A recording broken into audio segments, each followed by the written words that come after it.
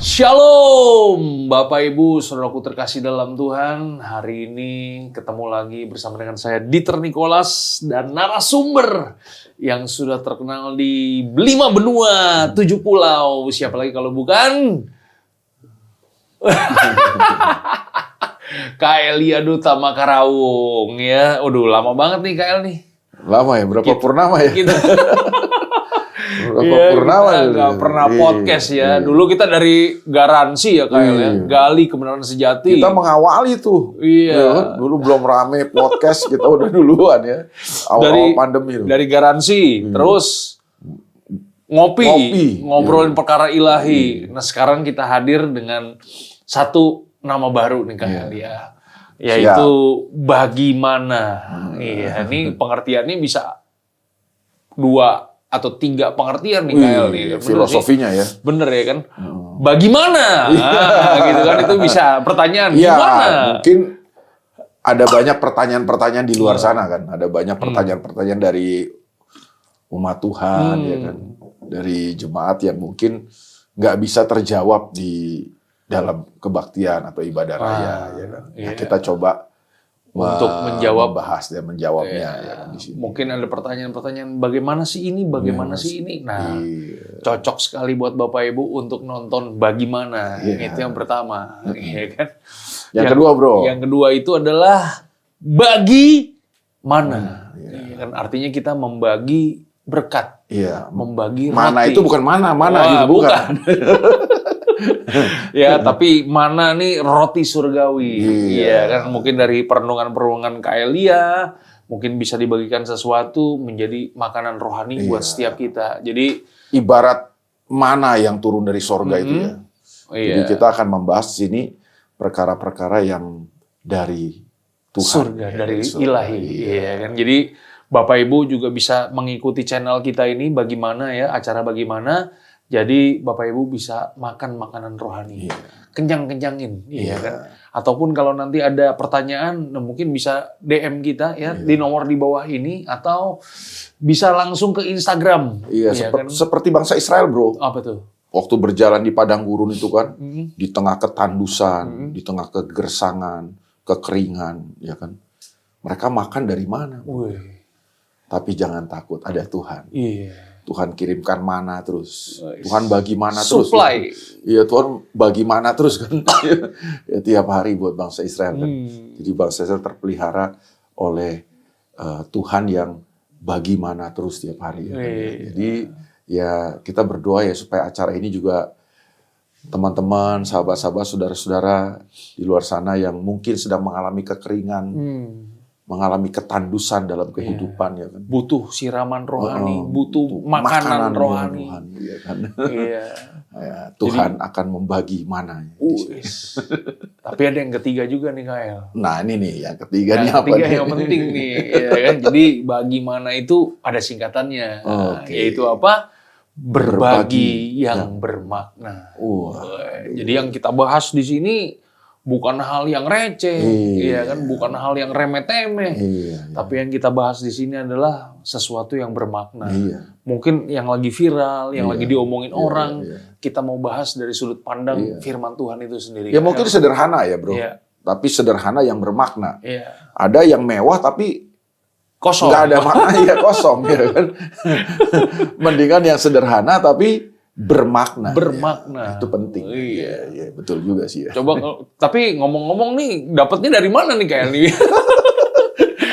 Jemaatnya mesti tahu juga nih kan bagaimana nih bisa dapat. Soalnya kayaknya ada 2 ya, bagaimana dan satu lagi apa Kael ya? Ada lagi tuh satu lagi tuh Kael tuh. Bahana. Iya. Bahana itu tadi membahas hal-hal yang bermakna. Oh, ada maknanya juga.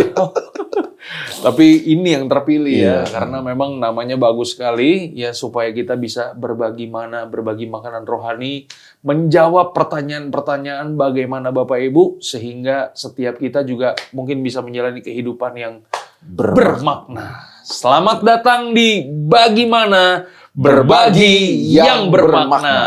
Dahsyat. Haleluya.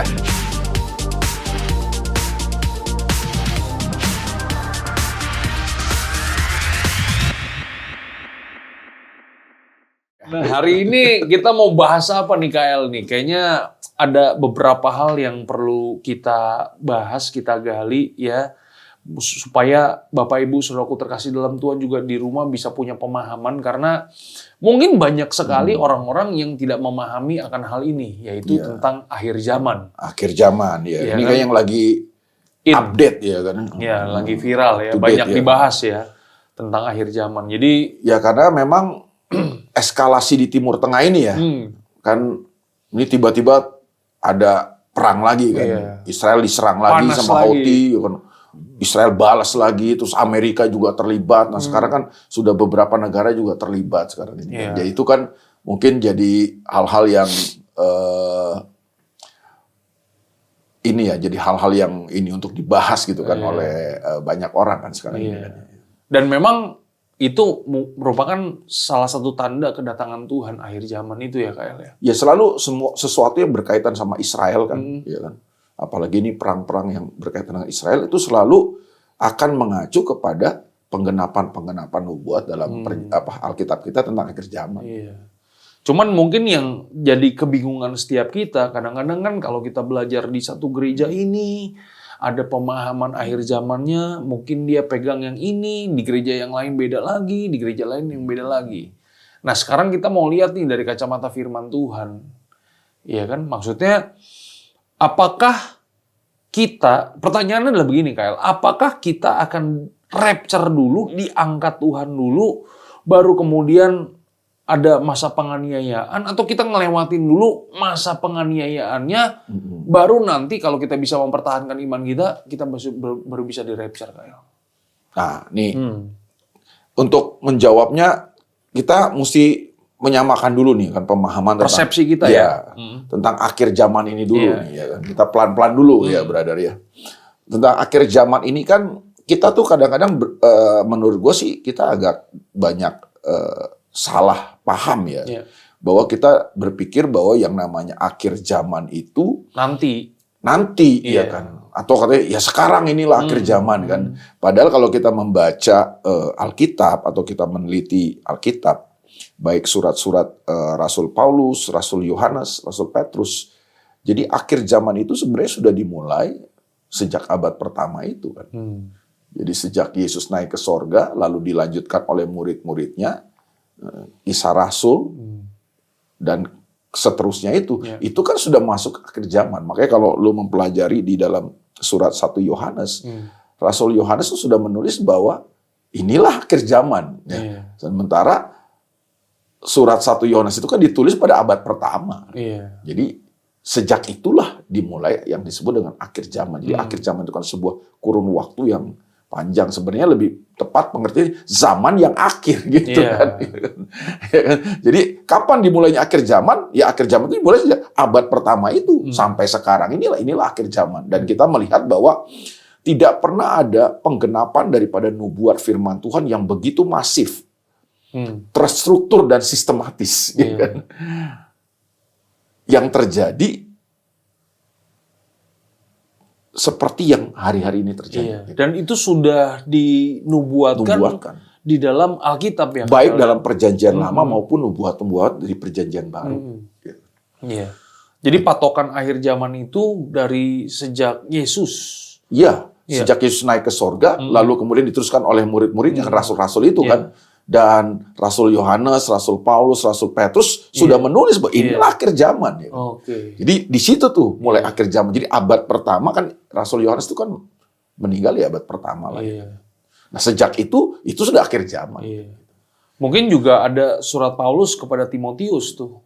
Jadi Paulus menuliskan kepada muridnya Timotius. Mungkin pemahamannya begini KL ya, dari ayat itu, pada hari-hari terakhir akan datang masa yang sukar. Jadi mungkin orang memahaminya akhir zaman tuh nanti, karena akan datang.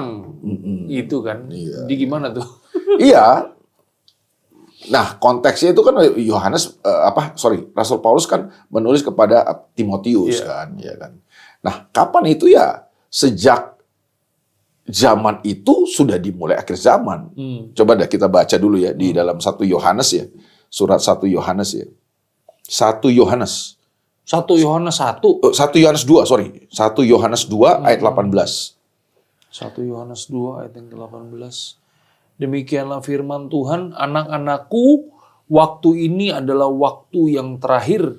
Dan seperti yang telah kamu dengar, seorang antikristus akan datang. Sekarang telah bangkit banyak antikristus. Inilah tandanya bahwa waktu ini benar-benar adalah waktu yang terakhir. Iya kan? Oke. Jadi Rasul Yohanes sudah nulis nih kan. Nah, waktu dia nulis surat ini kan, ya pasti dia masih hidup yang pertama.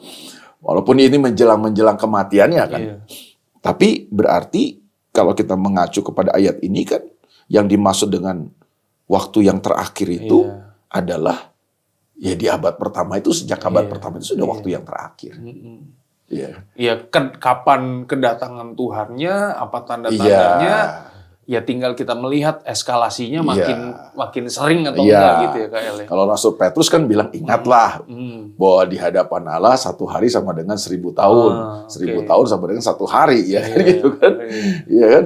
Kalau dari abad pertama sampai sekarang ini sudah ada ribuan tahun, ya berarti di hadapan Tuhan kan cuma 2 tahun. 1 hari atau 2 hari ya, gitu kan. Berarti inilah hari-hari terakhir. Jadi ini yang gue maksud tadi, bahwa pemahaman kita tentang akhir zaman tuh harus seperti itu. Jadi akhir zaman tuh kapan sih?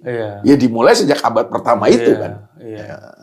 Jadi sampai sekarang ini. Iya, jadi maksudnya kita jangan hanya terpatok kapan kita diangkat gitu ya Kak El. Karena kan kadang-kadang kalau kita merasa bahwa kita udah diangkat dulu, kadang-kadang kan nggak mendidik juga ya. Dalam arti ya kita mungkin tidak mempersiapkan diri, kita merasa bahwa kita sudah akan nggak melewati masa penganiayaan gitu loh Kak El. Iya. Nah, ini mengacu kepada ayat tadi juga kan, Rasul Yohanes menyebut bahwa salah satu tanda akhir zaman itu atau waktu yang terakhir itu akan datang katanya seorang antikristus. Nah, dia bilang kemudian sekarang telah bangkit banyak antikristus. Ini orang kan bingung kan? Iya, ada antikristus. Ada seorang antikristus yang akan datang. Kalau seorang kan berarti satu pribadi. Kan? Iya. Ada banyak antikristus. Lalu kemudian dia suruh sekarang telah bangkit banyak antikristus. Jadi yang dimaksud ini apa sih? Salah satu tanda di akhir zaman ini atau waktu terakhir ini adalah akan muncul satu sosok. Ini yang seorang nih. Iya, yang seorang itu antikristus. Jadi antikristus itu akan muncul. Ya. Tapi roh antikristusnya, spirit antikristusnya sudah banyak. Bermunculan. Sudah lama. Ya kan? Siapa mereka? Mereka adalah orang-orang yang anti kepada Kristus. Ya, namanya juga antikristus kan. Kalau antikristus kan berarti anti dari Yesus Kristus. Mereka anti terhadap Yesus Kristus yang adalah Tuhan. Mereka anti terhadap Yesus Kristus yang adalah Juru Selamat. Mereka tidak percaya atau mereka menentang ketuhanan Kristus. Mereka menentang pengikut-pengikut Kristus, ya kan? Mereka menentang atau mereka membenci orang-orang yang mengikut jalan Yesus Kristus, percaya kepada Yesus Kristus, ya kan? Mereka menentang salib Yesus Kristus, ya kan? Mereka tidak percaya bahwa Yesus disalib dan mati buat dosa-dosa kita. Itu yang disebut dengan spirit roh antikristus. Jadi udah banyak itu, brother.